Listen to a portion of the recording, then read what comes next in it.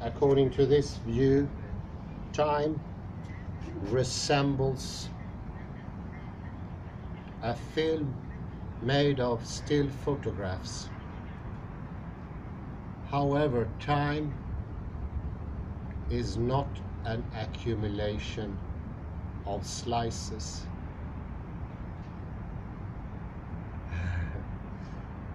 Insistence on speaking as if it were a film results from the widespread antipathy to an unconditional recognition of the reality of time.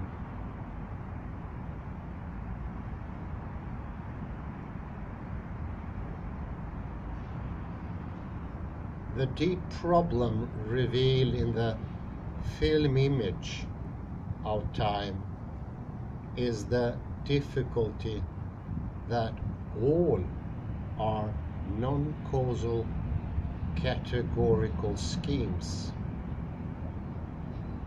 beginning with our logical and mathematical reasoning, have in dealing with the temporal continuum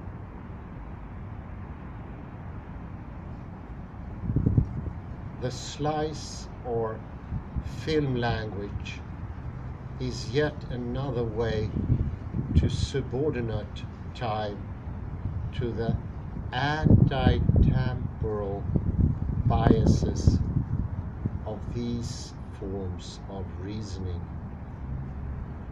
Indeed, this whole tradition, the commanding tradition of modern science, has trouble conceding to time the character of a continuum, not a continuum in the mathematical sense of the real number line, but a continuum in the vulgar sense of unbroken flow, not subject to analysis into discrete elements. The adherents to this tradition, despite themselves, return to the conception of a series of still photographs.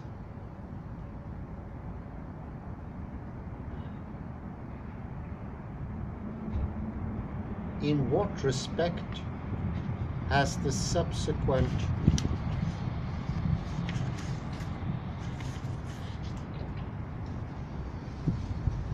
history of natural science reversed the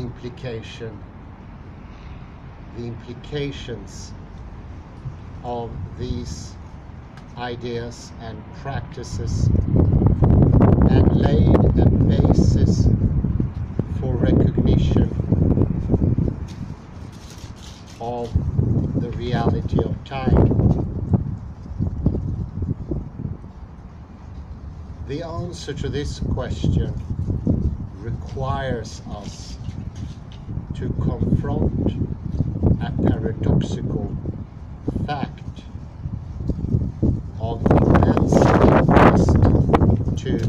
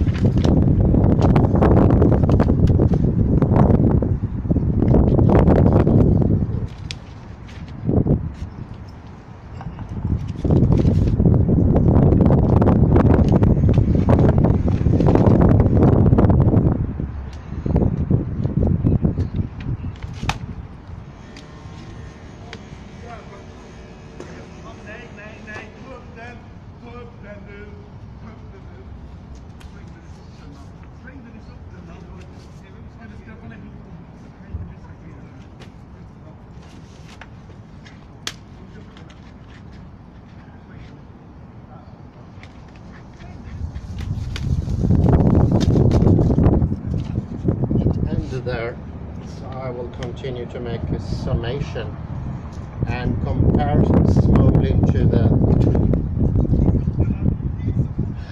Nobel Prize laureates.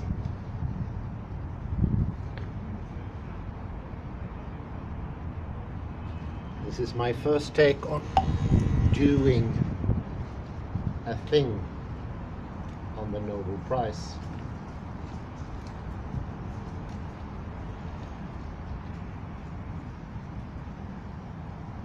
The recently awarded 2022 Nobel Prize in Physics has been accompanied by much chatter in popular science columns about how the work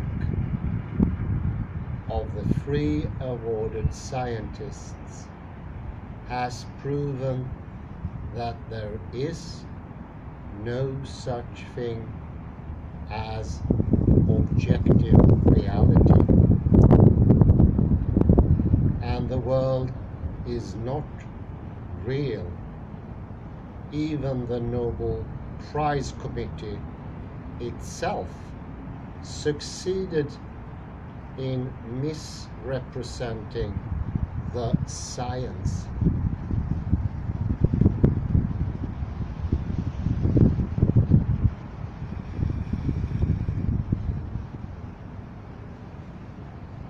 Idealist mysticism has made much headway in the sciences and is expressed most crudely in popular science journals.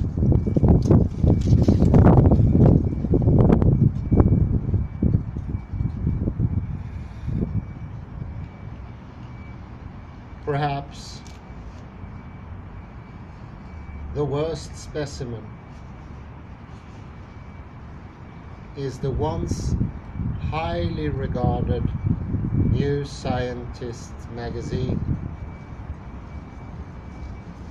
as the following article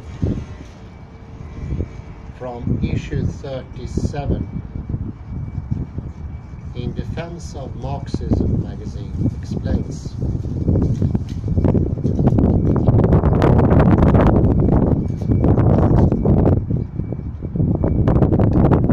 A note on this year's Nobel Prize in Physics.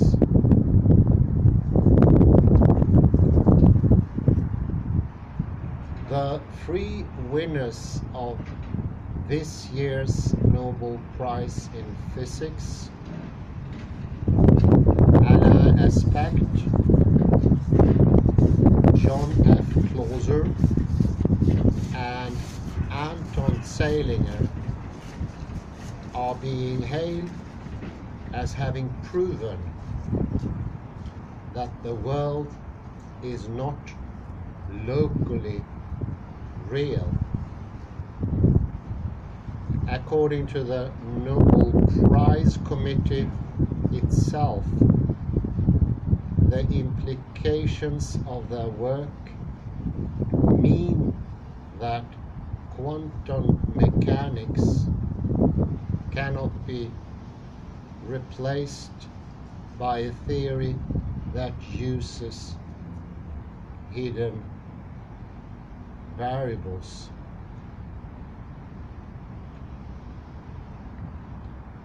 Quantum mechanics is fundamentally a probabilistic theory. Those who interpret quantum mechanics in an idealist fashion are content that this is a complete description of the world.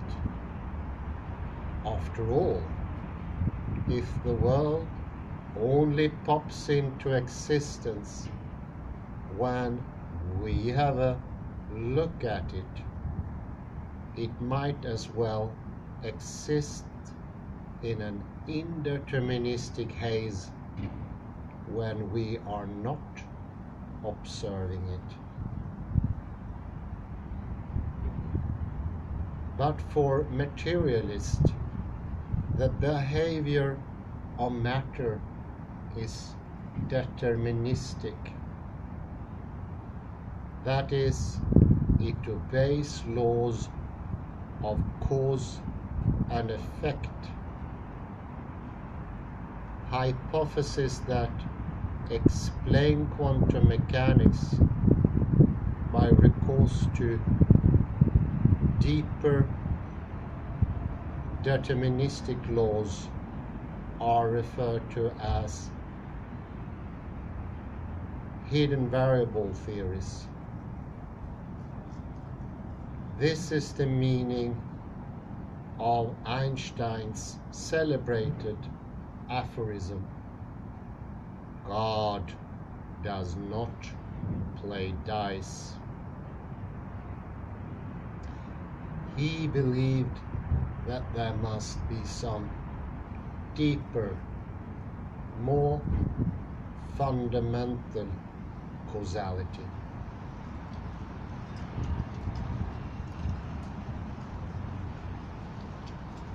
But the Nobel Prize Committee has breezily declared that 3 scientists have now banished cause and effect from science and have proven that the world exists in an indeterminate quantum haze until we observe it.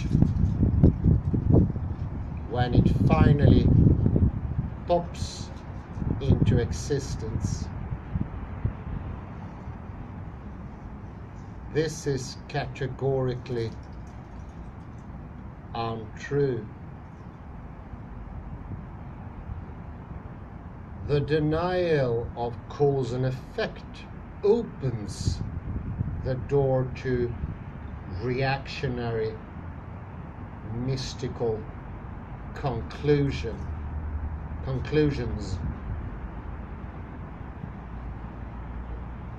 The popular science website, Big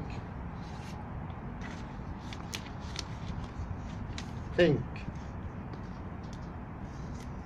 interpreted the research of the scientists as meaning that an objective reality devoid of the actions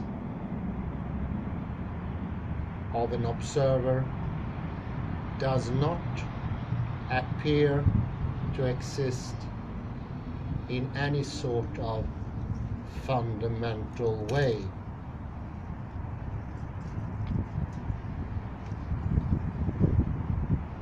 This is complete and utter subjective idealism, and it is not what the awarded scientists discovered. Their discoveries are interesting enough, and the nonsense being written about their work does them a disservice.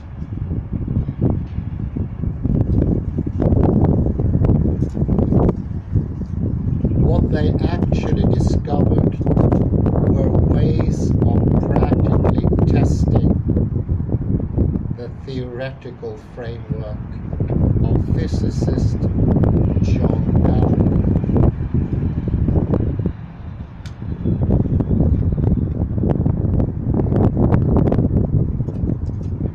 Famous for what is known as Bell's inequality.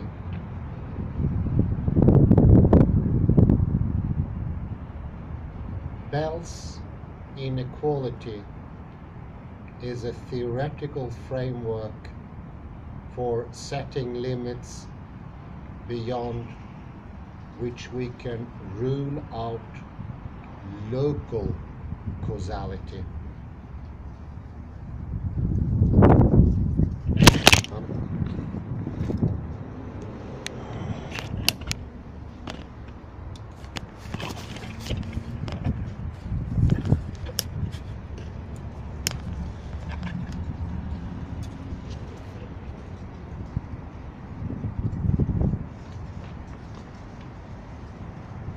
However, this is not to throw out causality in general. Rather, it seems to indicate that cause and effect are non-local, that is, capable of operating on the quantum level over vast distances. Indeed, Bell himself favored the non-local hidden variable theories of David Bohm. Why, little did he know. This is a remarkable enough discovery in itself. It contradicts common sense, whereby causes operate locally and not at a distance.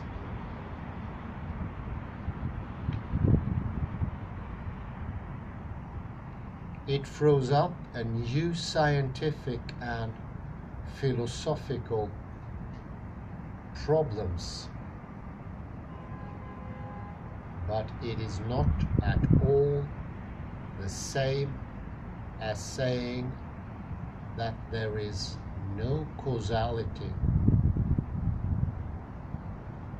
that it is the observer that brings reality into existence.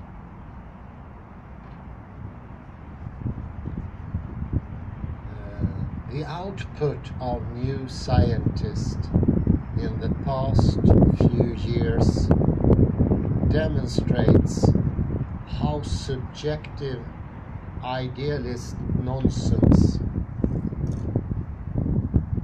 is pumped into the public consciousness and given the weight of an esteemed popular science journal.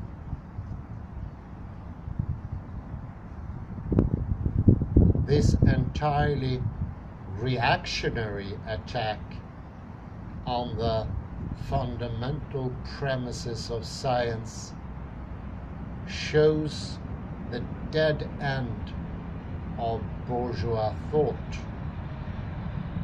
which is descending into mysticism and superstition. Moreover, these ideas are useful to the ruling class, as they can be used to blunt class struggle. After all, if reality is merely a subjective matter, how and why would we seek to change it? It is the duty of Marxists to reject this reactionary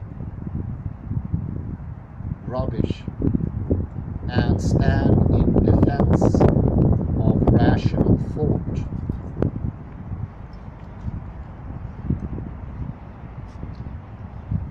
New Scientist magazine has been conveying complex scientific ideas to the general public in an accessible way for over 6 decades. Oh, how the mighty have fallen alongside the indignity of its 2021 purchase of the Daily Mail General Trust.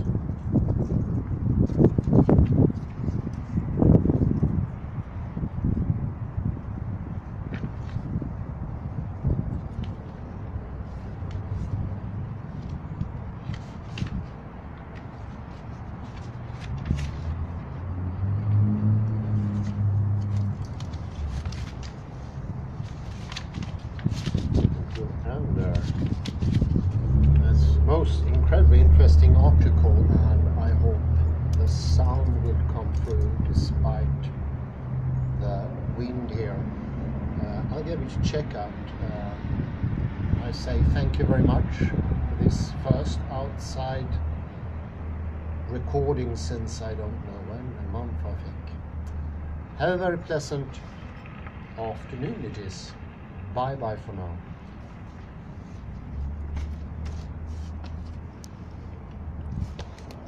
The sun has set in between the buildings.